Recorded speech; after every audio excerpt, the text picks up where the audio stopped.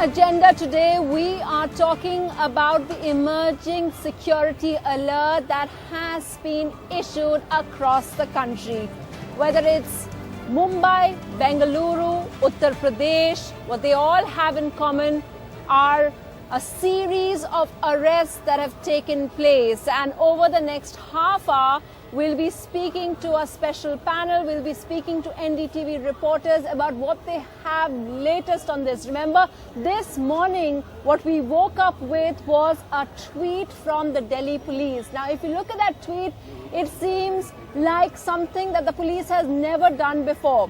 It showed the photograph of a white Alto car and the Delhi police saying that we will beat terror. Had security tweeted by saying that please be careful because this car, this white Alto car was hired from Pathankot. Now Pathankot obviously sends alarm bells ringing in our minds because of the recent terror attack at the Air Force base. And the police said that these were the people, the driver has been found dead.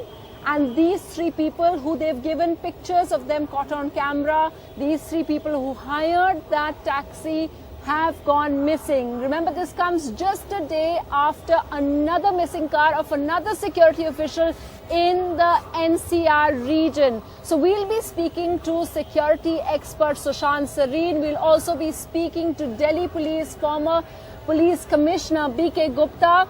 First, let's just go across to NDTV's Maya Sharma, who joins us from Bangalore, where 6 of those 14 suspects were rounded up by the National Investigation Agency. Maya, can you tell us what is the kind of profile of these 6 people who have been caught? What we've heard is that of the 6 people taken into custody from Karnataka, 2 of whom have been arrested according to the NIA. 1 was from Mangaluru, 1 from Tumakuru, fairly close to Bengaluru, and 4 from Bengaluru itself. Now, these were all youngish men, fairly young in their 20s and 30s. And as for their profiles, well, we spoke to the wife of one of the men taken into custody, Afzal, and his wife, Bushra, says he was just an ordinary man, a software engineer working in the city. And of course, she said he had no links to terrorism. Another man, the one arrested from Tumkuru, we spoke to his father, and his father says that his son, Syed Mujahid, was a simple shopkeeper, that his world was restricted to the masjid, the shop and home. He was a shopkeeper, he was an SSLC pass, so not educated like the other man, Afzal, but that he, of course, what the family claims, that they have no links to terrorism. But these 6 people taken into custody from across Karnataka, early in the morning, 3 o'clock in the morning, they were picked up from their homes with people coming in, according to the wife of Afzal, no identity shown, no explanation given, but her husband was taken away in handcuffs. This was a software engineer from Bengaluru, another shopkeeper from Tumakuru. Men from across Karnataka, 3 cities in Karnataka, taken away by the NIA. And, of course, no further details really emerging as of now, but interrogation on at the Forensic Science Laboratories in Madiwala in Bengaluru.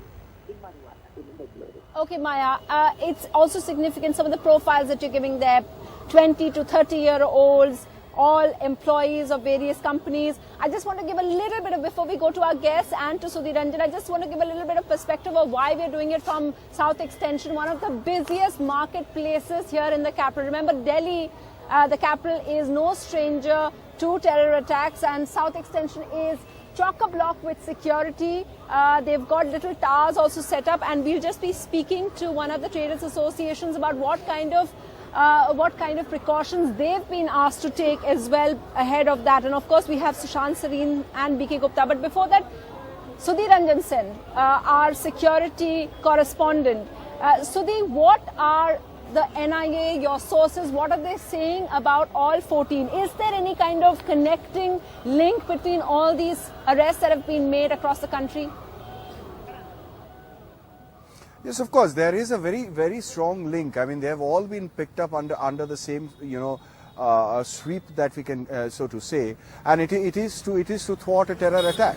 And the link is very simple. All of these people, separately although, have been radicalized, and some were even planning perhaps to, launch a strike because, bomb making material had been found at least in 2 places. Bombay, definitely. We are also getting to hear that it is also being found in Hyderabad.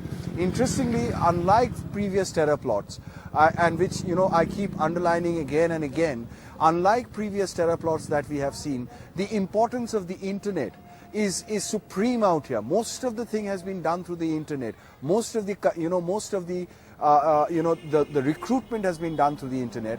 The suspect that is being talked about is a man from Ansar-ur-Tawheed, a breakaway faction of the Indian Mujahideen. Mind you, it breaks in 2008. Some people move away to Pakistan. From Pakistan, then it tries to launch an attack. In fact, it tried to avenge the Batla House encounter in Delhi, could not. Subsequently, it went and merged with the Tehreek-e-Taliban Pakistan, which then goes and sides with the Islamic State. Interestingly, also Sultan Armar, one of the people who founded this group, was one of the first people to die in Syria, as perhaps one of the first Indians to die in Syria, fighting for the IS. Sunetra.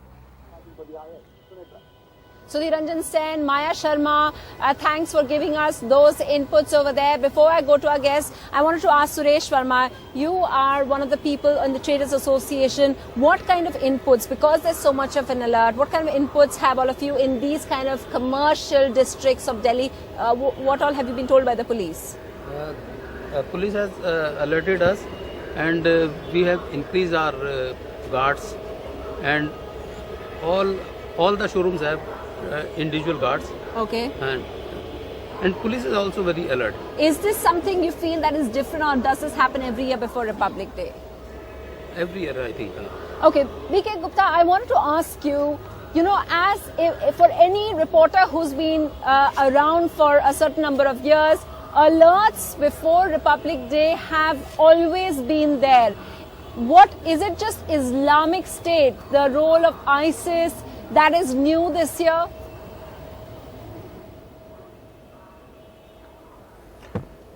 I think definitely the way ISIS, they have all over the world, not only in one country, they have recently struck in Indonesia, then Burkina Faso, so before that Paris. So and in India particularly, I personally feel they are still in the process of recruiting people through social networking sites. The real threat for us is from organizations like Jaish-e-Mohammed, Lashkar-e-Taiba, because Jaish-e-Mohammed, if you recall, they were responsible for Parliament House attack and recently Pathankot attack. And they do a lot of Reiki, they do a lot of sort of planning before striking a particular installation or army camps. Okay. So right now our threat is not that much from ISIS as from these two organizations. Okay, Sushant Sareen, would you agree with that, or what in this particular today's news and the way the alert has been sounded out for you, what stands out? Look, I think partly every year at the time of Independence Day, but the Republic Day, we have these kind of alerts coming in. But obviously this year, perhaps the situation seems to be a little more tense and sensitive. And the kind of arrests which have been made today, some of the reports suggest that they were looking at these guys for the last almost 6 months, and they must have thought that there must have been some indication of a threat from them at this point in time, which is why these guys were picked up. But where I disagree with the former commissioner is that, I think we need to understand what we are up against. IS certainly evokes a sense of horror in everybody with the kind of acts they do, despicable acts I might add. But the fact is that it's just the label. Now, the kind of terrorism which has now started, unleashing itself, it's almost like a multinational model. They think global but act local. Now, most of the guys and all these terrorist organizations actually morph into each other somewhere along the line. Like you just said, in fact, your correspondent was just saying that the guys who are from the IM module go into Pakistan. They were at one point of time very close to the LET and the ISI. Then they go and join ranks with the TTP. Then the label changes to IS. So the label keeps changing. The guys are the same. So it's like the McDonald's model that they come into India, they don't serve a beef burger, but they serve a chicken burger. So I think you need to look at it in that context. Now, the Jaish-e-Mohammed, for example, has very close links with many of these guys. In fact, they have acted as a bridge between the Tehreek-e-Taliban Pakistan and the Pakistani state. So to say that our danger is from a particular source, I think we would be probably going slightly wrong on that. Perhaps in terms of labels, all of them are the same. It's just you can keep attaching a different label to the organization, but the driving force, the mindset behind all these guys is the same thing.